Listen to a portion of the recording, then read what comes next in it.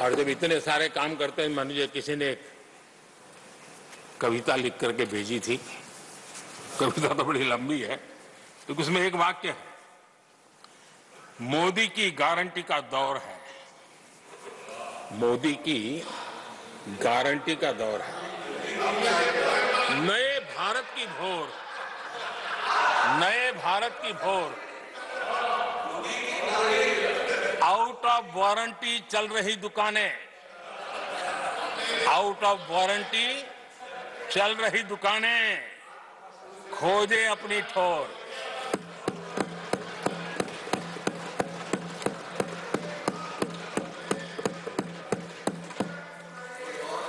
आदरणीय सभापति जी, किस प्रकार से देश में निराशा फैलाने का प्रयास, मैं ये तो समझता हूं, जो लोग इतनी निराशा की गर्त में डूब चुके हैं, वैसे निराशा फैलाने का उनका सामर्थ्य भी बचा नहीं है। वो भी सामर्थ्य नहीं बचा, आशा का तो संचार कर ही नहीं सकते।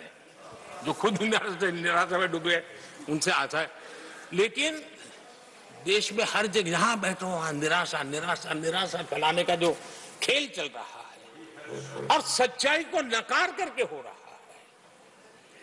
वो न खुद का भला कर पाएंगे न देश का भला कर पाएंगे। आदरणीय सभापति जी, हर बार एक ही गाना गाया जाता है, समाज के कुछ वर्गों को भड़काने के लिए बिना हकीकतों को ऐसे वाक्य बोल दिए जाते हैं। मैं जरा देश के सामने कुछ हकीकतें बोलना चाहता हूं और मुझे विश्वास है मीडिया इस ऐसे विषयों पर जरा डिबेट कर ले ताकि पता चले। आदरणीय सभापति जी, यहां पर सरकारी कंपनियों को लेकर हम पर भांति भांति के आरोप लगे। क्या क्या आरोप लगाए जा रहे हैं, सिर पैर माथा कुछ नहीं, बस लगाते चलो। अब देखिए, देश को याद है मारुति के शेयर का क्या खेल चल रहा था। उस जमाने में हेडलाइन बना करती थी, मारुति शेयर का क्या चल रहा था। मैं उसकी गहराई में नहीं जाना चाहता, वरना उनको वहां तक पानी पहुंचेगा कि शायद यहाँ पर करंट लग जाएगा, इसलिए मैं वहां तक जाना नहीं चाहता। आदरणीय सभापति जी, आदरणीय सभापति जी, देश को जानना जरूरी है। आदरणीय सभापति जी, मैं तो आजाद भारत में पैदा हुआ हूं, मेरे विचार भी आजाद हैं और मेरे सपने भी आजाद हैं। तो गुलामी की मानसिकता को जीने वाले हैं, उसके बाद और कोई चीजें नहीं है, वही पुराने कागज लेकर के घूमते रहते हैं। आदरणीय सभापति जी, कांग्रेस ने कहा कि हमने पीएसयू बेच दिए, पीएसयू डुबो दिए, बाती बाती की बातें यहां सुन और वरिष्ठ लोगों के मुंह से सुन रहा था। याद कीजिए, बीएसएनएल, एमटीएनएल को बर्बाद करने वाले कौन थे?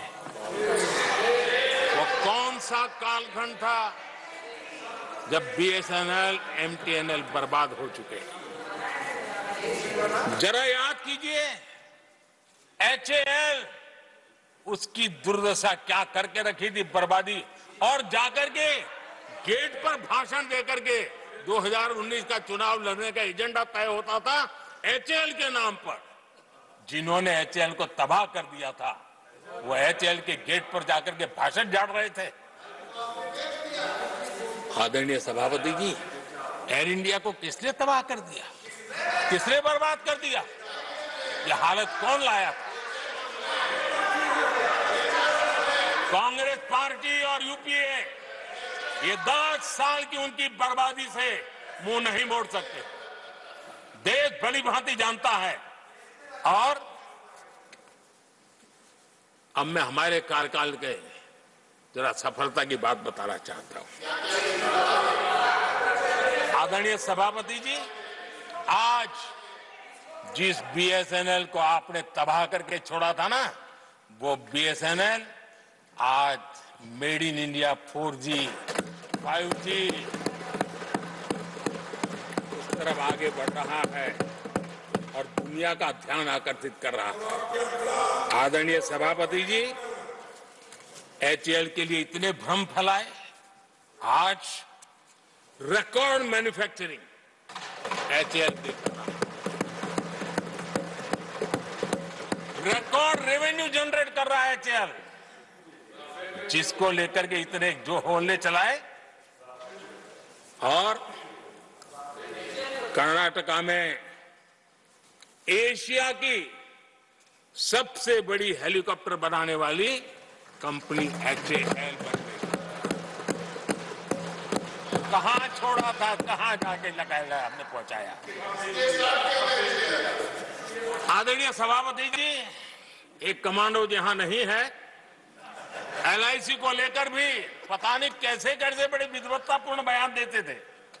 एलआईसी का ऐसा हो गया, एलआईसी का वैसा हो गया, एलआईसी का यूं हो गया।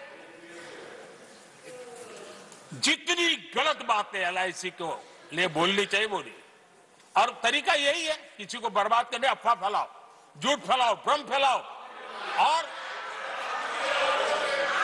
और टेक्निक वही है, गांवों में किसी का बड़ा बंगलो हो, लेने का मन करता हो, लेकिन हाथ ना लगता हो, तो फिर हवा फैला देते, ये भूतिया बंगला है, यहां जो जाता है ऐसी हवा फैला देते, कोई लेता नहीं, फिर पैदा करके लपक लेते। एलआईसी एलआईसी क्या क्या चलाया। आदरणीय सभापति जी, मैं सीना तान करके सुनाना चाहता हूं, आंखें ऊंची करके सुनाना चाहता हूं, आज एलआईसी के शेयर रिकॉर्ड स्तर पर ट्रेड हो रहे हैं। क्यों? आदरणीय सभापति जी, अब प्रचार किया जा रहा है, पीएसयू बंद हो गए, पीएसयू बंद हो गए। अब उनको तो याद भी नहीं होगा क्या है, बस किसी ने पकड़ा दिया, बोलो बोलो। 2014 में देश में 234 पीएसयू थे, 234 2000 उनके यूपीए के 10 साल के कालखंड में। अब 14 में जब उन्होंने छोड़ा, 234 234 आज 254 है। 234 थे, आज 254 है। अब भाई कोई कौन सा अरिथमेटिक वो जानते हैं, बेच दिए, अब बेचने के बाद 250 हो गया। क्या क्या कर रहे हो?